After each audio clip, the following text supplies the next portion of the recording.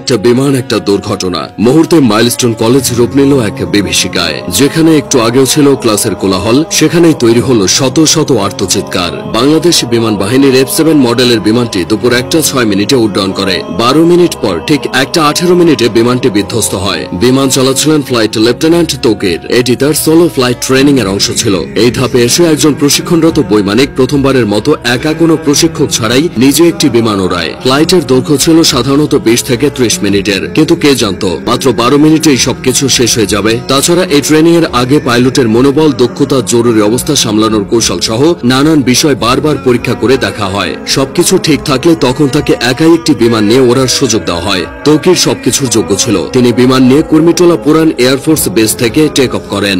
এরপর উত্তরা, দিয়াবাড়ি, বাড্ডা, হাতিরঝিল ও রামপুরার ওপর উঠতে থাকেন। তবে কয়েক মিনিটের মধ্যে কিছু সমস্যা দেখা যায়। সঙ্গে সঙ্গে তৌকির কন্ট্রোল রুমে রিপোর্ট করে জানায় যে তার বিমান আকাশে ভাসছে না, মনে হচ্ছে বিমান নিচের দিকে পড়ে যাচ্ছে। কন্ট্রোল রুম থেকে তাকে জানানো হয় তিনি যেন ইজেক্ট করেন তথা বের হয়ে আসেন। বিমান যখন নিয়ন্ত্রণের বাইরে চলে যায় তখন পাইলট নিজেকে বিমানের বাইরে বের করে আনেন প্যারাশুট সহ।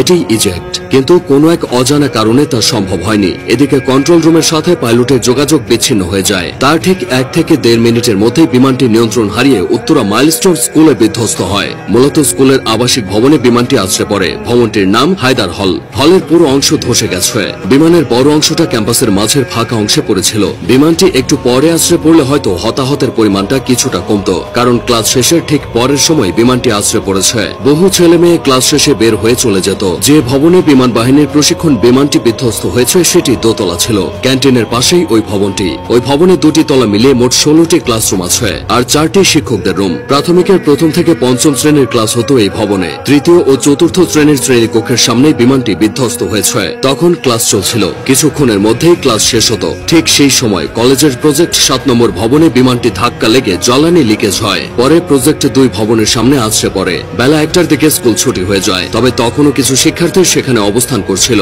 তারাই সবচেয়ে ক্ষতিগ্রস্ত হয়েছে। অনেক অভিভাবক বাইরে থেকে দাঁড়িয়ে শুধু দুর্দশা দেখেছে, কিছুই করার ছিল না। দুর্ঘটনা যা ঘটার তা ঘটে গেলেও কিছু প্রশ্ন থেকে গেছে। স্কুল কলেজ এরিয়ায় বাস ট্রাকের হর্ন আস্তে করার কথা বলা হয়। সেখানে স্কুল এরিয়ায় প্রশিক্ষণ বিমান ওড়ানো নিয়ে বেশ সমালোচনা হচ্ছে। উন্নত দেশগুলোতে বিমান বাহিনীর প্রশিক্ষণ বিমানগুলো জনমানবহীন এলাকায় এনে ওড়ানো হয়, এই যেমন ফাঁকা মাঠ, নদীর পার বা বিধ্বস্ত কোনো জায়গায়। কারণ একটাই, কোনো অনাকাঙ্ক্ষিত ঘটনা ঘটলে যেন ক্ষয়ক্ষতি এড়ানো যায়। এদিকে ঢাকার মতো জনবহুল শহরে বিমান বিধ্বস্তের এই ঘটনা ক্ষয়ক্ষতির পরিমাণ বাড়িয়ে দিয়েছে। তাছাড়া যে বিমানটি নিয়ে তৌকির বের হয়েছিল সেটি বহু বছরের পুরানো বিমান বলে অনেকে দাবি করছে। এই বিমান এতটাই ঝুঁকিপূর্ণ যে দুনিয়া জুড়ে এটি উড়ন্ত কফিন নামে পরিচিত। এই ধরনের দুর্ঘটনায় রেস্কিউ অপারেশন চালানো কঠিন। মাইলস্টোনের এই ঘটনায় ক্রিকেটার, আলেম ওলামা থেকে শুরু করে রাজনৈতিক অঙ্গন পর্যন্ত সবখানেই শোকের ছায়া নেমেছে। হতাহতের ঘটনায় মঙ্গলবার একদিনের রাষ্ট্রীয় শোক ঘোষণা করা হয়েছে। মাইলস্টোন স্কুল অ্যান্ড কলেজের ইতিহাসে এই ঘটনা দগদগে ক্ষত হয়ে থাকবে।